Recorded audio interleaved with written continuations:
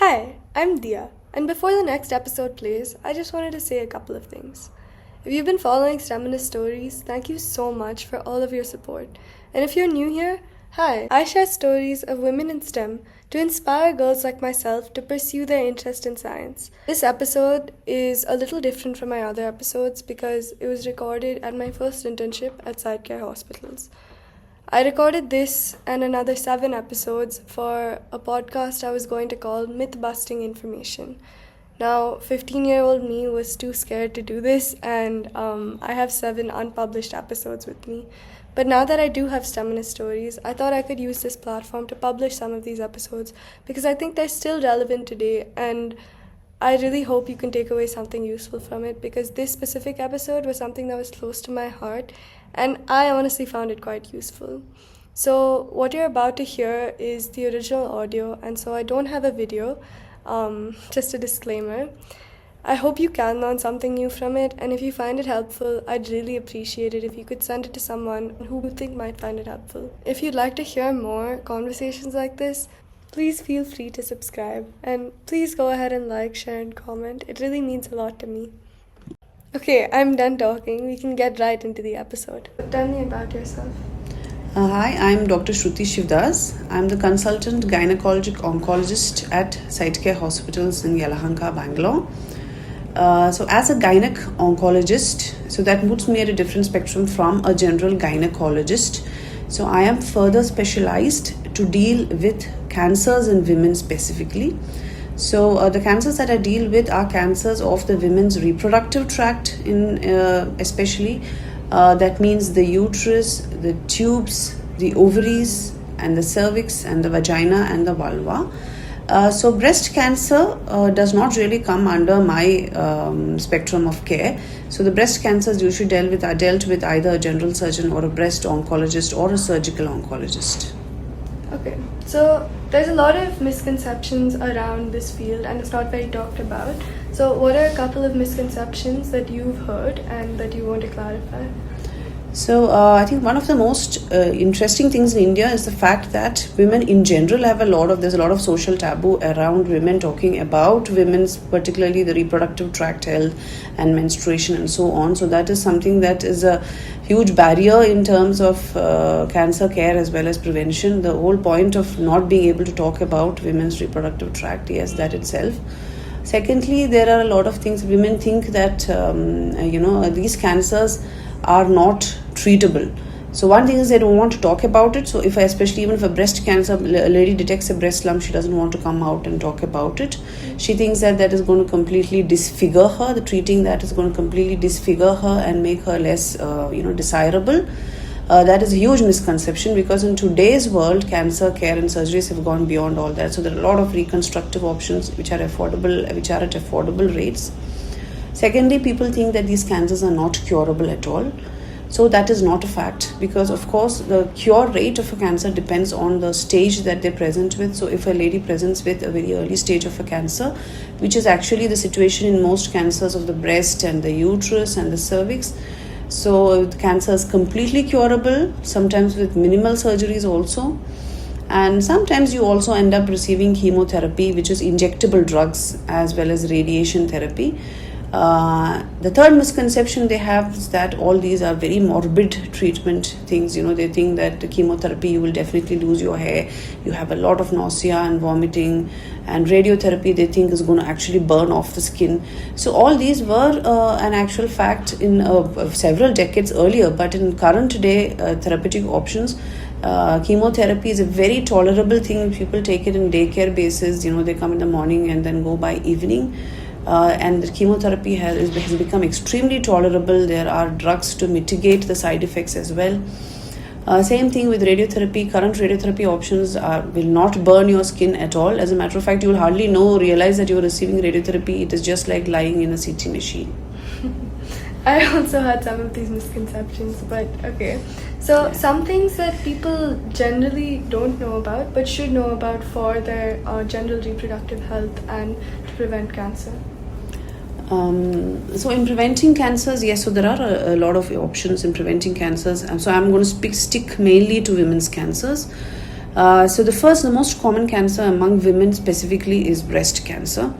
And breast cancer is one of those cancers which fortunately has a very dependable screening option, which means that every woman past the age of 40 years should go for a mammogram, which is a simple and x-ray like imaging method.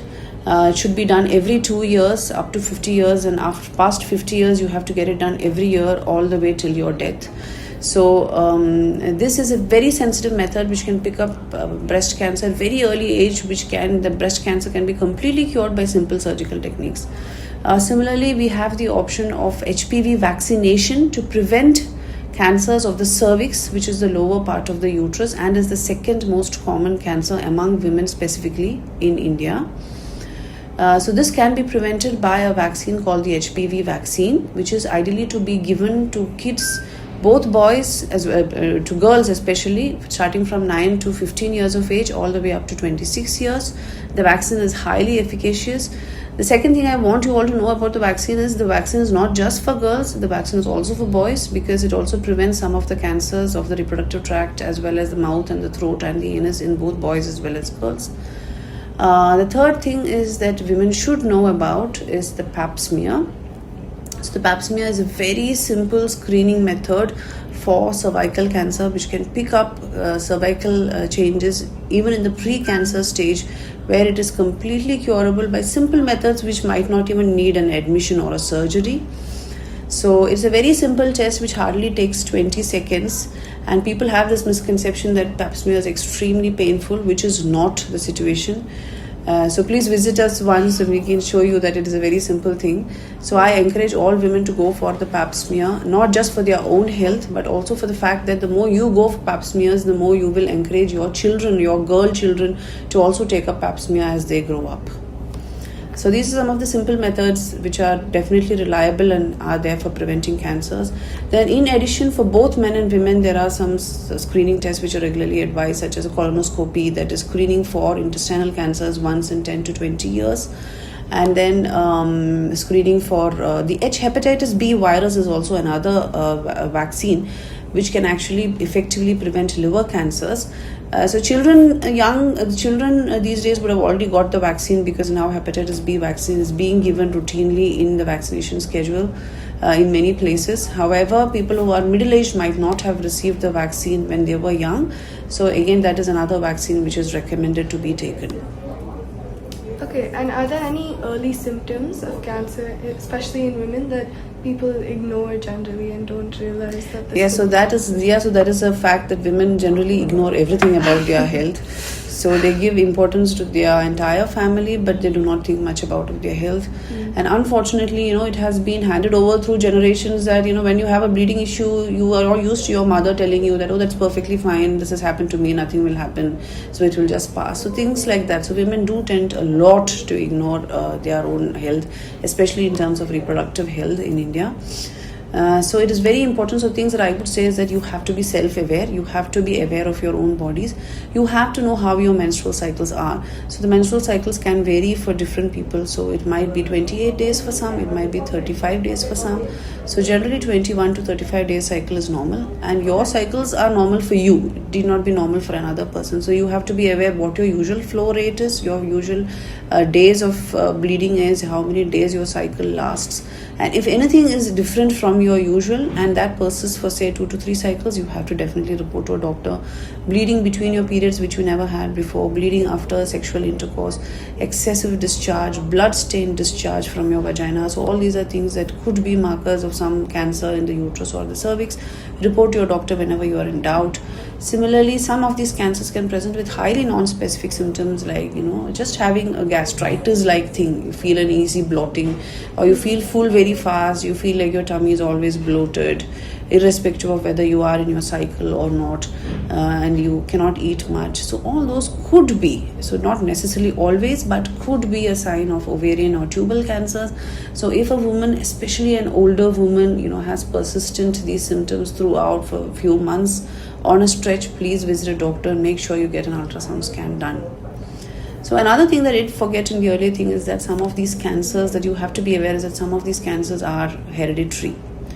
which means that it can run through generations. So it's very important that you know your family history of cancers, whether so if you have a doubt, you can always visit an oncologist, find out what your possible chances of actually having a familial cancer is. And there are tests to find out in advance whether you have a cancer gene running in your family. And you can even, and some of these cancer genes, when they're detected, you can even have preventive surgeries that will completely negate your chance of developing particular cancers. Okay, that was amazing. Thank you so much. If there were 3 things to take away from this discussion for any viewer who were to know just the 3 most important things, what would you say they would be? Yeah, so having been a women's specialist for, I think, a majority of my life, I think I'm very biased towards women. So all my information or advice are targeted around women. Yes, vaccinate young girls as well as boys with HPV and, if possible, hepatitis B virus as well. Pap smear, do not be scared of pap smears. Go for a pap smear once you are sexually active, and you need it every 3 to 5 years up to 65 years of age. Be aware of your bodies. Do a breast self-examination every month, and go for your mammograms once you're past your 40 years, and you need it all through your life, right from 40 years of age.